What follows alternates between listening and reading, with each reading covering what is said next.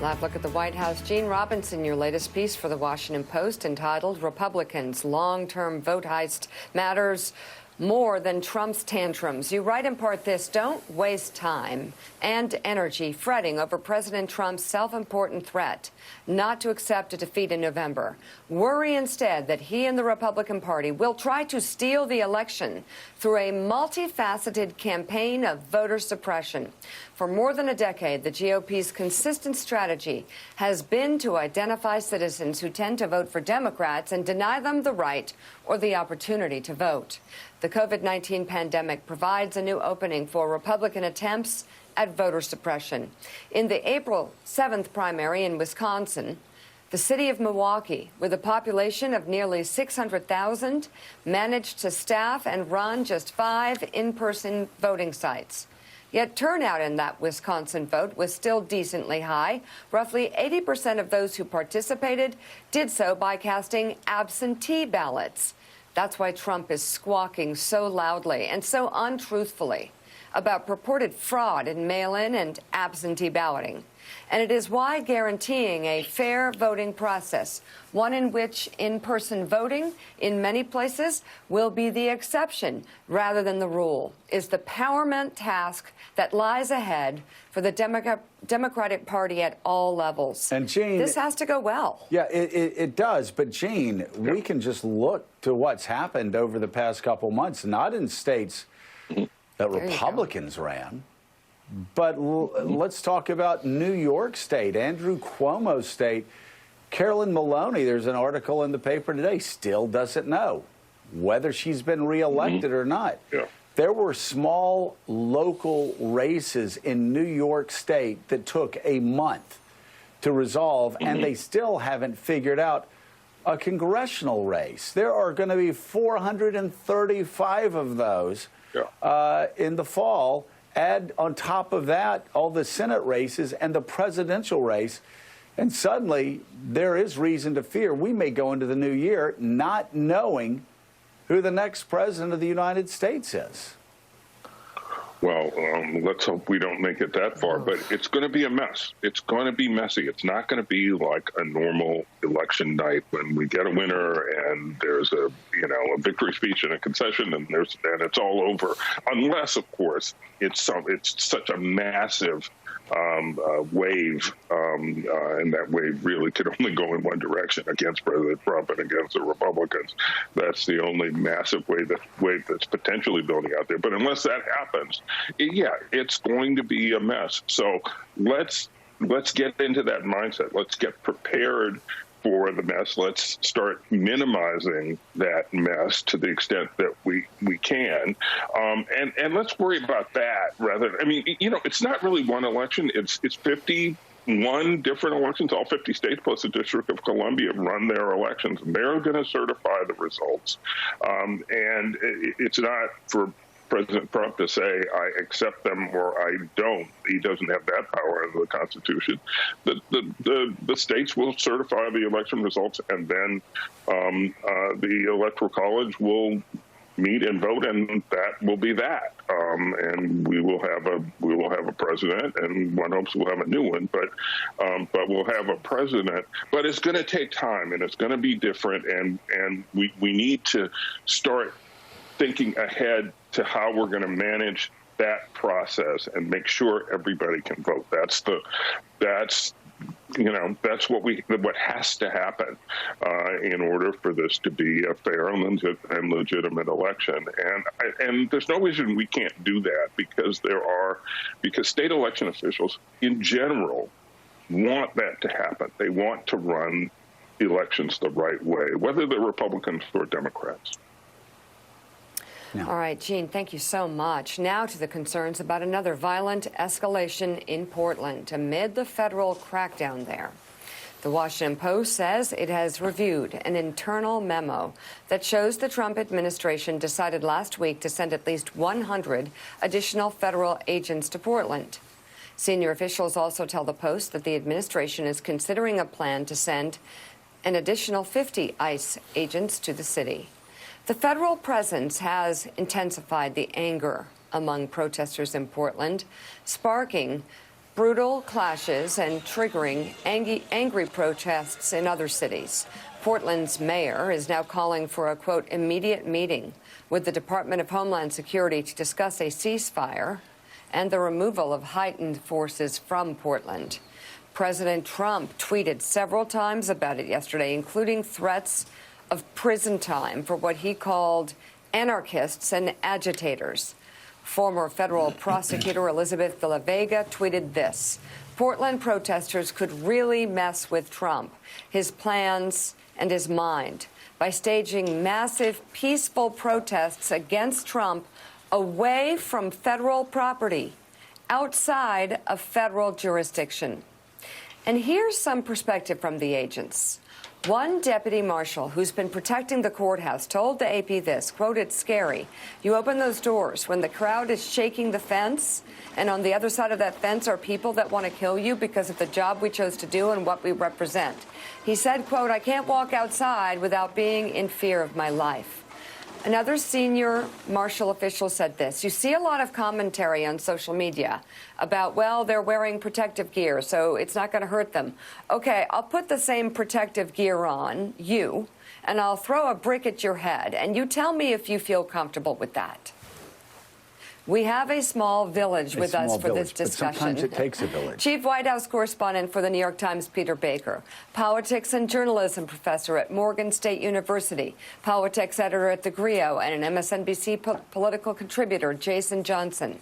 MSNBC contributor and author of How the Right Lost Its Mind, Charlie Sykes.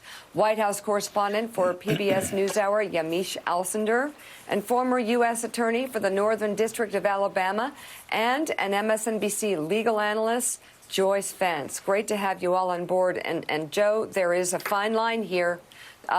Protesters need to protest peacefully and stay off federal property. Well, and if you listen to what the head of the NAACP out in Portland said, they need to avoid turning this into a spectacle and keep it focused on George Floyd's life. Reverend Al said the same thing yesterday. Other civil rights leaders have been saying, let's make these protests about George Floyd, not about violence, not about anarchists, not about outside agitators.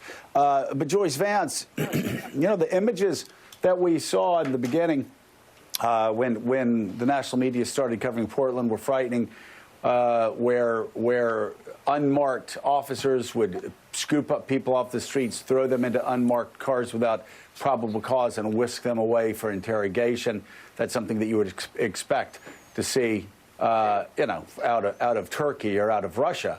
A lot of the images we've been seeing over the past week, though, show protesters crowding in around the federal courthouse, trying to knock down still reinforced fences while you have the federal troops, I guess you call it, behind that, shooting fireworks in there, breaking windows, breaking glass, starting fires. And I thought it was interesting. You referenced Elizabeth de la Vega's tweet that says, hey, listen, if you really want to get at Donald Trump, move away from the federal courthouse. Can you explain, Joyce, how Donald Trump's jurisdiction does not extend to other parts of Portland? He has jurisdiction that the Supreme Court would hold up as long as there is deemed a threat to the federal courthouse. But if they move away from the federal courthouse and peacefully protest, then no court in the land is going to allow them to sweep through the city's streets. That's exactly right, Joe. The federal jurisdiction to be involved here stems from the federal government's authority to protect federal buildings or federal property. So if protests weren't centered on a federal courthouse, say if they were being held near a church or in a state-owned park, the federal government would have a far less compelling reason to send troops into Portland, and certainly to send in troops without the approval of local officials. there's some context here that's helpful because the federal government hasn't always been so concerned about protesters and federal property. In Oregon, you'll recall the 41-day standoff led by Ammon Bundy by a group of Oregon ranchers who were protesting the arrests of a father and son, the Hammonds, who had been involved in illegal hunting on federal lands and setting an arson fire that went onto federal lands. And ultimately, President Trump actually gave a pardon to the Hammonds, the father and the son, who were involved in that action on federal land. So what's going on here appears to be a pretext, the use of the very few in these protest crowds who are engaging in violence. If the protesters move away from federal land, they remove any possible justification for federal action.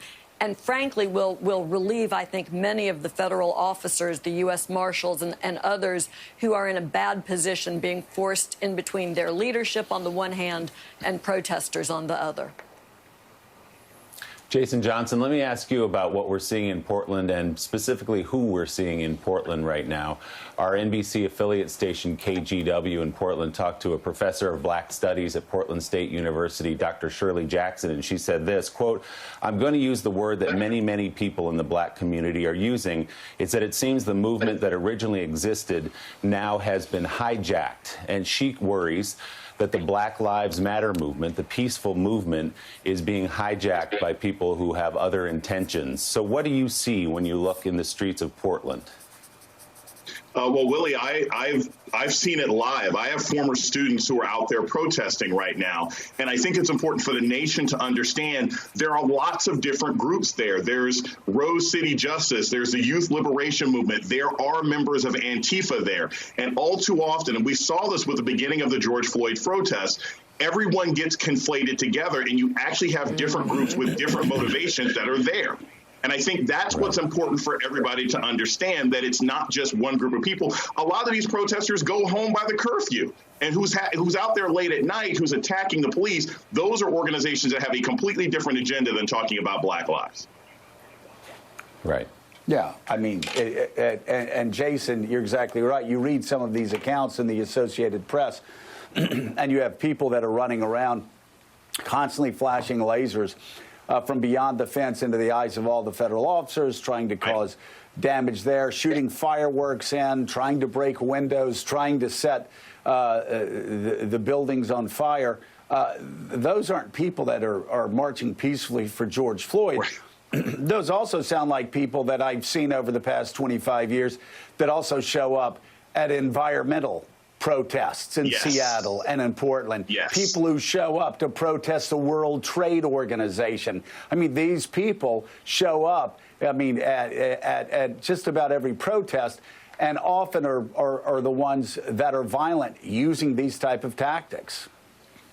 Joe, you're exactly right. Look, I saw these people in Ferguson. I remember standing with a crowd in front of the police department in Ferguson. There was a guy back there throwing Molotov cocktails, and the rest of the protesters were like, hey, he's not with us. He's not with us. I saw this marching with students in Baltimore. There were people mysteriously driving around handing out bricks. No one else there with peaceful signs was handing out bricks. So we have to make a distinction between agent provocateurs who have their own agenda, who want to create chaos, and those who are speaking about criminal justice reform, police brutality, and larger issues about how the criminal justice system oppresses and abuses people of color in America. Yeah, and as Joyce Vance suggested, let's hope that those people that are protesting about policing, protesting about the death of George Floyd, protesting about the need to move this country forward in the areas of racial justice, that they do that away from the federal courthouse. They do that somewhere else where Donald Trump won't have the excuse and William Barr won't have the excuse to chase them in front of a church or in a state park. And I think that would help clarify very quickly who is there to cause chaos, who's an anarchist, and instead who's marching and working and dedicating their lives to promoting racial justice. Peter Baker, It's really interesting.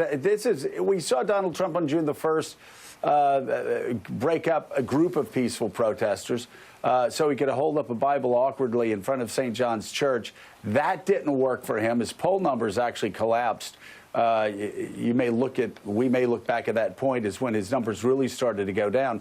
But even now, with the confrontation in Portland, you look at this ABC News Washington Post poll, and Donald Trump is less trusted when it comes to crime and safety by 9 points. And you go in to that poll, and white women, white educated voters with college degrees, suburbanites, people over 65, all the demographics that used to be the bedrock of the Republican Party that I belong to are all now supporting Joe Biden on the issue of law and order, despite this show that Donald Trump has been putting on over the past month.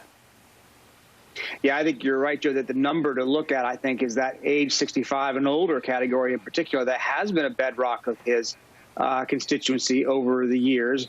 And I think that he has begun to lose them first because of the coronavirus. And now, as you point out, they're not with him on the crime issue, the streets issue. He has been playing to them with a campaign aired an online ad with an old, elderly lady at home her house being busted in. She calls the police and they're not there. And this is the consequence, the ad says, of defunding the police.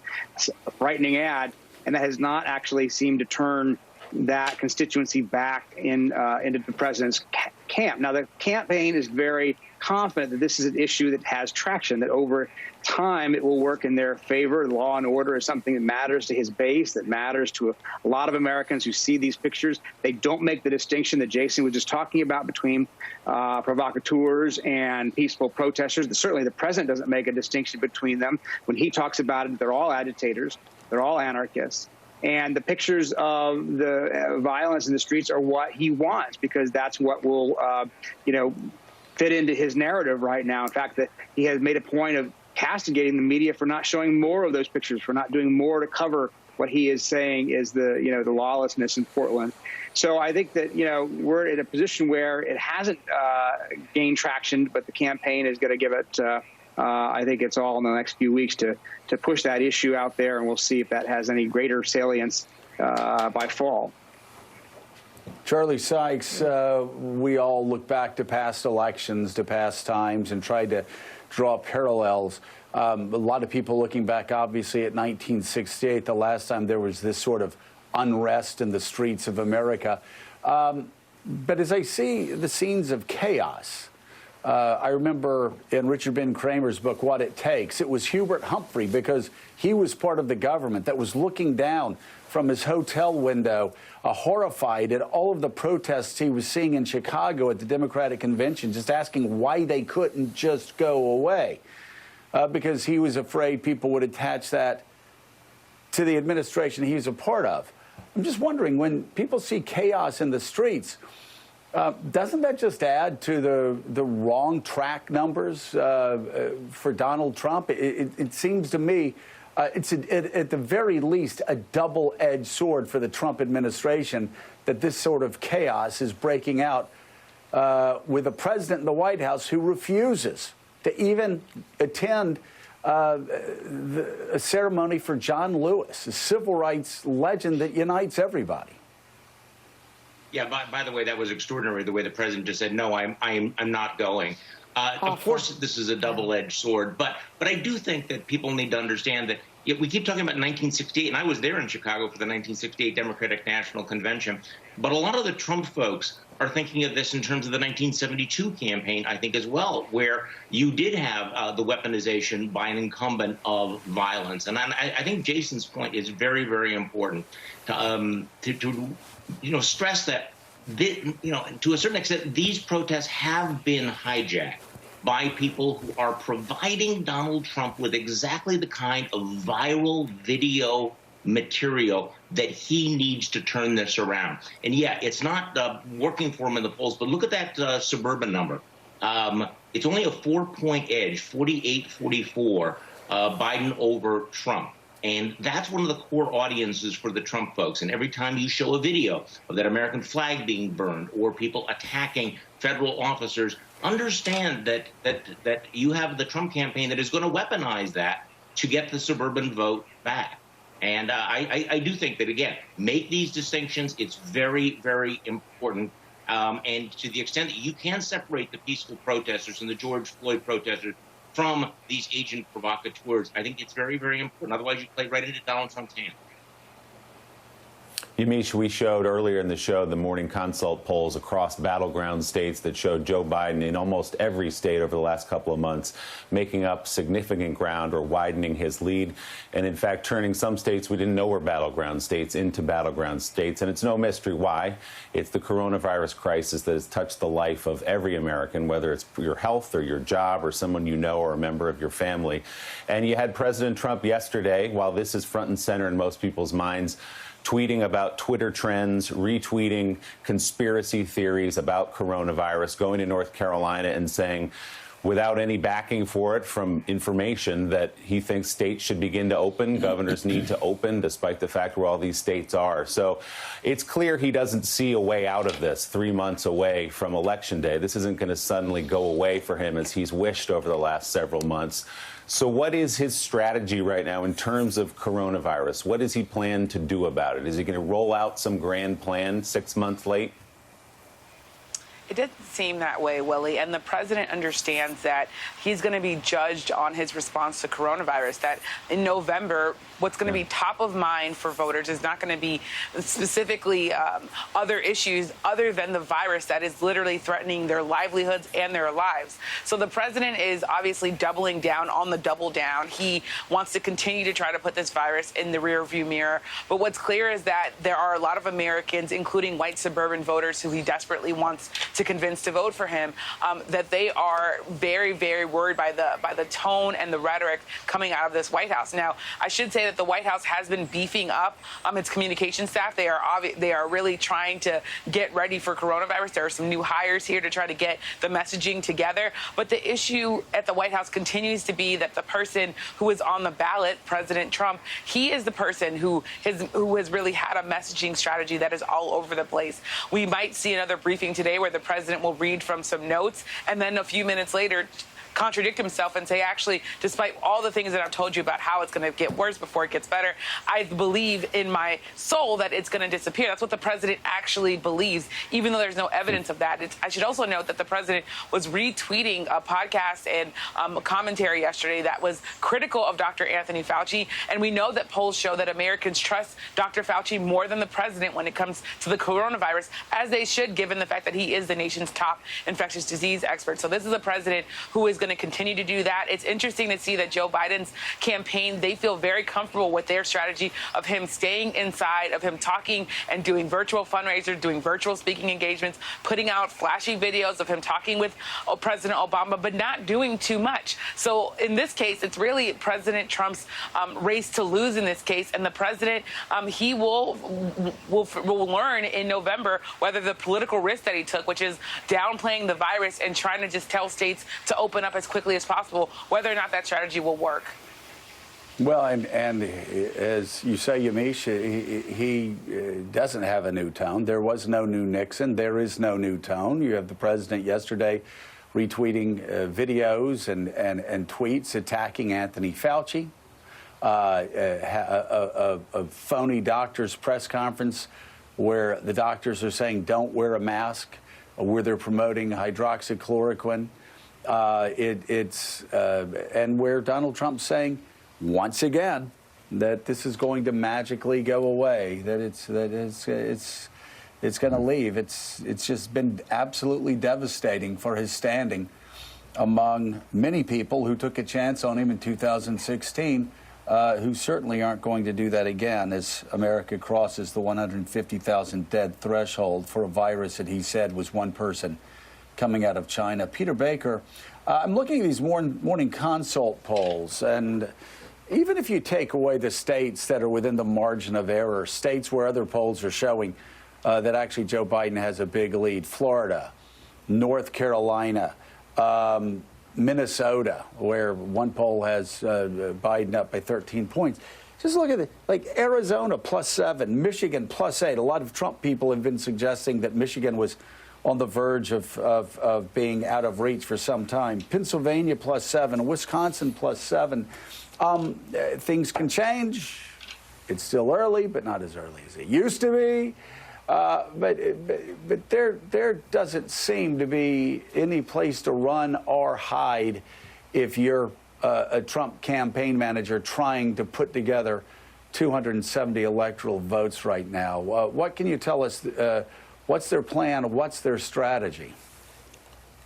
Well, their strategy, for one thing, is to not believe those polls, not to believe that those polls are an accurate reflection of where things will be come November. You know, they had a call last week where they presented their argument to reporters, and they went through state by state of 2016 polls saying, see, in fact, Trump never led at all in this state for the entire race, and yet he won in November.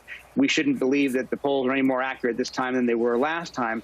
And they have a point. Obviously, the battleground state polls, the statewide polls in 2016 were not very good. The national polls, though, in 2016 actually were good, though. The final number that we got on the national polls in 2016 was pretty much what the popular vote was. It just didn't measure for the electoral college split, right? This time around, obviously, people are spending more time, more energy, more resources on these statewide polls.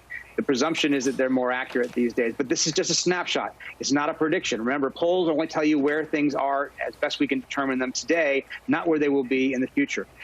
One more thing to remember, though, is voting doesn't start in 98 days. It starts basically in a few weeks. At least some of these states have early voting beginning by fall, long before November, and that means time is running out for the president. Time to turn things around, time to change the momentum is rapidly fading. We saw yesterday that the site of one of the first debates actually pulled out. Notre Dame decided it was not going to host the first debate. A reminder, these debates, assuming they happen, are going to be very key events, and we don't know how they'll go. So, you know, yes, Vice President Biden is ahead. President Trump is behind. They're looking for a strategy to gain traction. They haven't found one yet, but we still do have some time left, and we'll see what happens. All right, Peter Baker, thank you so much. Always great talking to you. It is early. This is nothing more than a snapshot of where we are today, but it is a snapshot as we get much closer to the destination, not of the November election, but of early voting, which starts sooner rather than later. And just for people who keep going back to 2016, it's important to remember there was a lot of fluidity in 2016. Donald Trump was still an unknown. Hillary Clinton was a known commodity. That election was a referendum more on Hillary Clinton than it was on Donald Trump, and people were willing to take a chance on Donald Trump. You look at the poll numbers now, and you see voters' opinions far more set. And this is what, when Charlie Sykes, when we talk about Pennsylvania, I'm looking at the Phillies of suburb, and I'm wondering, really, how much give is there? What can happen between now and when early voting or November to really move white voters in the Philly suburbs who've always voted Republican, who have turned on Donald Trump in the midterm elections, who turned on Donald Trump's party in 2017? I mean, are they really, is something going to happen over the next 2 or 3 months that's going to really get him to cut into that vote, or the black vote, which they were confidently predicting they'd get 15 to 20% of just 6 months ago? And same with Wisconsin. You look at some of these Wisconsin numbers, I don't know that they're completely solid. They're not as solidified as Michigan is, but there's some people that have voted for Donald Trump, who've walked away from Donald Trump, and they're not coming back. What can you tell us about Wisconsin voters in particular?